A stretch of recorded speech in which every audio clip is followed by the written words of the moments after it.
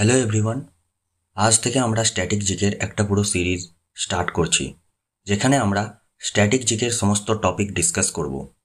আজকে আমরা Indian classical dance বা ভারতীয় যে শাস্ত্রীয় নৃত্যের সম্বন্ধে জানব। সিরিজটা কেমনভাবে চলবে একবার বলে দিই। প্রথমে আমরা একটা টপিক কমপ্লিট ডিসকাস করব, তারপর ওই টপিকের সব প্রিভিয়াস ইয়ার যত কোশ্চেন আছে সেগুলো ডিসকাস করব, দেন আবার টপিক আবার কোশ্চেন, এরকমভাবে চলবে। আজকে আমরা ভারতনাট্যম সম্বন্ধে জানব এবং লাস্টে কে কে এই নৃত্যের সঙ্গে যুক্ত আছে তাদেরকে ট্রিকের সাহায্যে মনে রাখবো। তো চলো শুরু করা যাক। ভারতীয় নৃত্য শিল্প বা ইন্ডিয়ান যে ডান্স, এটাকে আমরা মেনলি দুটো ভাগে ভাগ করতে পারি। একটা হচ্ছে শাস্ত্রীয় নৃত্য, যেটাকে আমরা ক্লাসিক্যাল ডান্স বলি, আর একটা হচ্ছে লোক নৃত্য, যেটাকে আমরা ফোক ডান্স বলি। তো মেন ডিফারেন্স কি হয় শাস্ত্রীয় নৃত্য আর লোক নৃত্যের মধ্যে? না, শাস্ত্রীয় নৃত্য এটা পারফর্ম করার জন্য একটা নির্দিষ্ট স্টেপের দরকার হয়, আর বেশিরভাগ সময়ই শাস্ত্রীয় নৃত্য হচ্ছে মন্দিরে পারফর্ম করা হয়। বাট লোক নৃত্য এটা পারফর্ম করার জন্য কোনো স্টেপের দরকার হয় না, যে কোনো আচার অনুষ্ঠান কোনো আর কিছুতেই এটা পারফর্ম করা যায়। এটা মেনলি তোমার ফসল দেখবে যখন কাটা হয় বা ফসল যখন বোনা হয়, সেই সময় এসব লোক নৃত্যগুলো বেশি পারফর্ম করা হয়। বাট শাস্ত্রীয় নৃত্য পারফর্ম করার জন্য তোমার একটা নির্দিষ্ট ট্রেনিংয়ের দরকার হয় এবং নির্দিষ্ট কস্টিউম সব কিছু পরে এই শাস্ত্রীয় নৃত্য পারফর্ম করতে হয়, ঠিক আছে? তো চলো আমরা ইন্ডিয়ান যে ক্লাসিক্যাল ডান্স বা শাস্ত্রীয় নৃত্য শিল্প সম্বন্ধে জানি। আমাদের টোটাল সঙ্গীত নাটক একাডেমি অনুযায়ী শাস্ত্রীয় নৃত্যের সংখ্যা হচ্ছে 8টি। বাট যদি মিনিস্ট্রি অফ কালচারের সম্বন্ধে বা সংস্কৃতি মন্ত্রক সম্বন্ধে বলা হয়, মিনিস্ট্রি অফ কালচার, শাস্ত্রীয় নৃত্যের সংখ্যা হচ্ছে 9টি। এই 9টি শাস্ত্রীয় নৃত্যের সংখ্যা কী কী? 8টা হচ্ছে যে মেন যে ক্লাসিক্যাল ডান্স, যেগুলোর মধ্যে তোমার ভারতনাট্যম, কুচিপুড়ি, কথক, মোহিনীনাট্যম, কথাকলি, মণিপুরি, উড়িষ্যি এবং সত্রিয়া, এই 8টা ক্লাসিক্যাল ডান্স প্লাস হচ্ছে ছৌ। এই 9টা টোটাল হচ্ছে 9টা। এটা হচ্ছে মিনিস্ট্রি অফ কালচার অনুযায়ী। যদি এক্সামে জিজ্ঞাসা করে টোটাল ক্লাসিক্যাল ডান্স কটা, যদি স্পেসিফিক না করে দেয় মিনিস্ট্রি অফ কালচার, সেক্ষেত্রে কিন্তু অ্যান্সার হবে 8টা, ঠিক আছে? যদি স্পেসিফিক করে দেয় মিনিস্ট্রি অফ কালচার, সেক্ষেত্রে অ্যান্সার হবে হচ্ছে 9টা। এবার ক্লাসিক্যাল ডান্সের উৎপত্তি কোথা থেকে হয়েছে এটা একটু জেনে নেওয়া যাক। না, প্রাচীন পুরাণ নাট্যশাস্ত্র, যেটা ভরত মুনির লেখা নাট্যশাস্ত্র থেকে আমরা ক্লাসিক্যাল ডান্সের বর্ণনা পাই, ঠিক আছে? আর এই নাট্যশাস্ত্রকে পঞ্চম বেদও বলা হয়। আমাদের টোটাল বেদ কটা আমরা জানি? 4টে: ঋগ্বেদ, সামবেদ, যজুর্বেদ আর অথর্ববেদ। বাট নাট্যশাস্ত্র এটাকে পঞ্চম বেদ হিসাবে মানা হয়। আর অভিনয় দর্পণ, যেটা রচয়িতা হচ্ছে নন্দিকেশ্বর, নন্দিকেশ্বরের অভিনয় দর্পণ থেকেও আমরা এই শাস্ত্রীয় নাট্যের যে মুদ্রা, অঙ্গচালনা বা যে অভিব্যক্তি, এটার বর্ণনা পাই, ঠিক আছে? কেমন করে এক্সপ্রেশন, এইসব জিনিসগুলোই অভিনয় দর্পণ থেকে জানতে পারা যায়, ঠিক আছে? ক্লাসিক্যাল ডান্সকে প্রধান মেনলি দুই ধরনের নৃত্য ভঙ্গি দেখতে পাওয়া যায়, ঠিক আছে? একটাকে বলা হয় নৃত্য আর একটাকে বলা হয় নৃত্যা। নৃত্য শব্দের অর্থ হচ্ছে যেটা পিওর ডান্স হয়, মানে পুরো ডান্স হয় কোনো এক্সপ্রেশন ছাড়া, উইদাউট এক্সপ্রেশন যে ডান্স, সেটাকে বলা হয় নৃত্য। আর যদি এক্সপ্রেশন নিয়ে অভিব্যক্তিপূর্ণ যে নৃত্য যেটাকে বলা হয়, সেটাকে বলা হচ্ছে নৃত্যা। তো আজকের এই ভিডিওতে আমরা ভারতনাট্যম সম্বন্ধে জানবো, পরের ভিডিওতে আমরা কুচিপুড়ি ডান্সের সম্বন্ধে জানবো, ঠিক আছে? তো ভারতনাট্যম সম্বন্ধে দেখি, এটা কোথাকার শাস্ত্রীয় নৃত্য? না, এটা হচ্ছে তামিলনাড়ুর শাস্ত্রীয় নৃত্য, ঠিক আছে? এটার প্রতীক কি কল্পনা করা হয়? অগ্নি। অগ্নিকে হচ্ছে ভারতনাট্যমের প্রতীক কল্পনা করা হয়। আমাদের যে টোটাল পঞ্চভূত যেটাকে আমরা বলি বা পঞ্চতত্ত্ব যেটাকে বলি নেচারের, যেটার মধ্যে তোমার পৃথিবী, জল, অগ্নি, বায়ু এবং মহাকাশ, এই যে 5 তত্ত্ব, যেটা অগ্নিকে হচ্ছে সিম্বলাইজ করে হচ্ছে ভারতনাট্যম, ঠিক আছে? পরে এটি হচ্ছে ভারতের সবচেয়ে প্রাচীনতম শাস্ত্রীয় নৃত্য, ঠিক আছে? সবচেয়ে পুরানো, সবচেয়ে প্রাচীন শাস্ত্রীয় নৃত্য হচ্ছে ভারতনাট্যম। এটার উল্লেখ কোথায় পাওয়া যায়? নাট্যশাস্ত্রে এর উল্লেখ পাওয়া যায়। আর যদি হিস্টোরিক মহাকাব্য বলা হয়, সেক্ষেত্রে শিলাপতিকরমেও এর উল্লেখ পাওয়া যায় ভারতনাট্যমের, যেটা রচয়িতা হচ্ছে ইলাঙ্গা আডিগাল, ঠিক আছে? ইলাঙ্গা আডিগালের লেখা শিলাপতিকরমেও ভারতনাট্যমের উল্লেখ পাওয়া যায়। তো শিলাপতিক্রম, তোমরা যদি হিস্ট্রি পড়ো তো জানবে হয়তো যে শিলাপতিক্রম এটা হচ্ছে একটা কোবলান, কান্নেগি আর মাধবীর লাভ স্টোরি নিয়ে এই শিলাপতিক্রম। যারা এই স্টোরিটা জানো না, তো একবার বলে দিচ্ছে এই স্টোরিটা কী ছিল। তো কোবলান আর কান্নেগি ছিল হচ্ছে হাজব্যান্ড ওয়াইফ, ঠিক আছে? আর মাধবী ছিলেন হচ্ছে একজন ডান্সার। তো কোবলান মাধবীর ডান্স দেখে মাধবীর ওপর পুরো প্রেমে পড়ে যায়।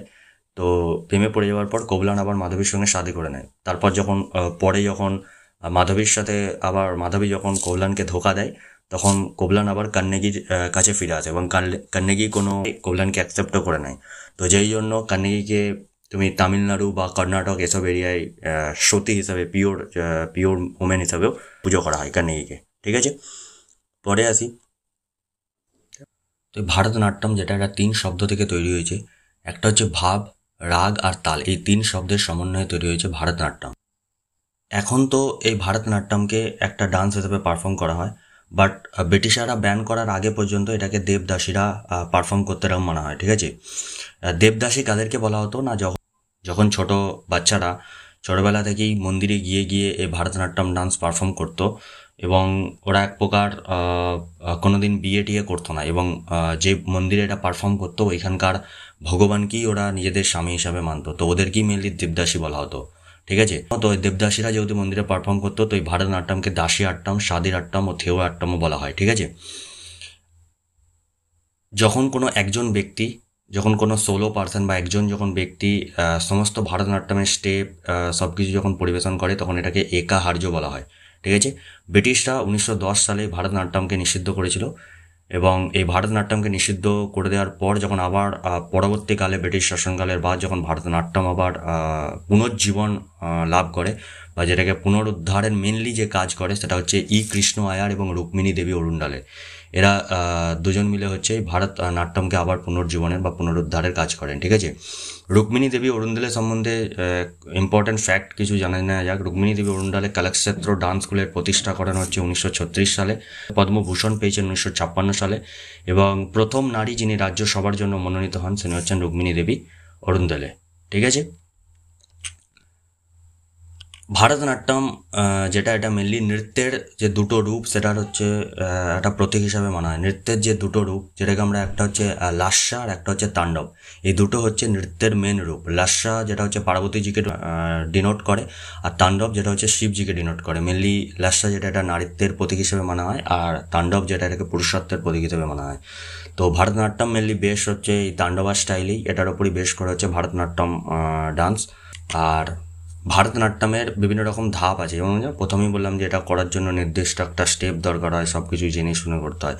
যেমন প্রথম হচ্ছে পুষ্পাঞ্জলি, তারপর হচ্ছে আলারিপ্পু, তারপর হচ্ছে জাতিস্বরম, তারপর হচ্ছে স্বরদম, তারপর হচ্ছে বর্ণম, পদম, তিল্লানা, মঙ্গলম, এগুলো সব হচ্ছে স্টেপ। ঠিক আছে, তো স্টেপ তো মেনলি পরীক্ষায় আসে না, তবে প্রথম দুটো আর লাস্টটা মনে রাখা দরকার আছে। পুষ্পাঞ্জলি মনে রাখবে, আলারিপ্পু মনে রাখবে, ফার্স্ট দুটো, আর লাস্টের যে স্টেপটা সেটাকে মঙ্গলম বলা হয়। ঠিক আছে, মঙ্গলম। তো এবার আসি যেখান থেকে ভারতনাট্যমের বা যেখান থেকে ক্লাসিক্যাল ডান্সের সবচেয়ে বেশি কোশ্চেন আসে, কি কে কে এই ডান্সের সঙ্গে যুক্ত।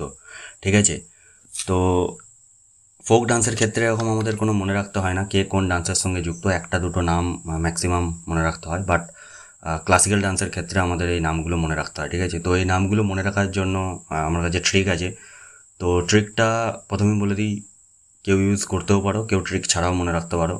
যাদের ট্রিক ভালো লাগবে তারা মনে রাখতে পারো, আর যাদের ভালো লাগবে না তারা এমনিও মনে রাখতে পারো। আর যদি অন্য কেউ কোনো ট্রিক বানাও তো সেও কমেন্টে লিখে দিতে পারো, যাতে অন্যজন যদি কেউ দেখে তারও সুবিধা হয়। ঠিক আছে, তো ট্রিক কি এটার না, ভরত অ্যালার্ম বাজতেই ঘুম থেকে উঠে চন্দ্রমল্লিকা ফুল দিয়ে সরস্বতী দেবীর পুজো দিল, এবং নারায়ণের ধ্যান করার পর নিজের সুন্দর বন্ধু মৃণালিনী ও সোনালের সাথে রাধাকৃষ্ণ লীলা দেখতে চলে গেল।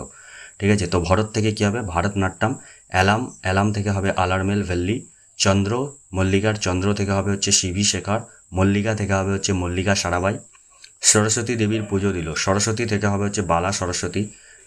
নারায়ণের থেকে হবে হচ্ছে উর্মিলা সত্যনারায়ণ। ধ্যান করার পর ধ্যান থেকে হবে হচ্ছে শান্তা ধনঞ্জয়ন ও ভিপি ধনঞ্জয়ন। ঠিক আছে, নিজের সুন্দর বন্ধু, সুন্দর থেকে হবে হচ্ছে মীনাক্ষী সুন্দরম পিল্লাই। আর মীনাক্ষী দিয়ে দুটো নাম আছে, একটা মীনাক্ষী সুন্দরম পিল্লাই, আর মীনাক্ষী দিয়ে মনে রাখো মীনাক্ষী চিত্তরঞ্জন। ঠিক আছে, চিত্তরঞ্জন। নিজের সুন্দর বন্ধু মৃণালিনী ও সোনালের সাথে, মৃণালিনী থেকে হবে মৃণালিনী সারাবাই।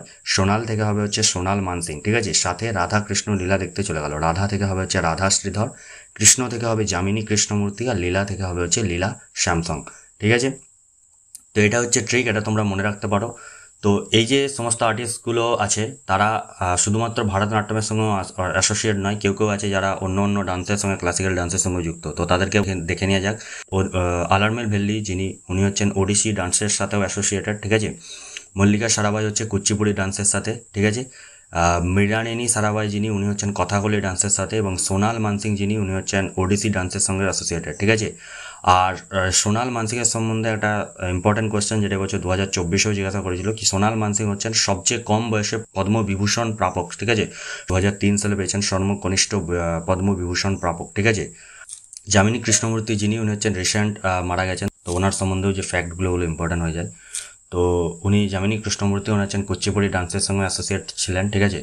পদ্মশ্রী পেয়েছেন হচ্ছেন 1968 সালে, পদ্মভূষণ পেয়েছেন 2001 সালে, পদ্মবিভূষণ পেয়েছেন হচ্ছে 2016 সালে, সঙ্গীত নাটক একাডেমি পুরস্কার পেয়েছেন 1977 সালে, ঠিক আছে।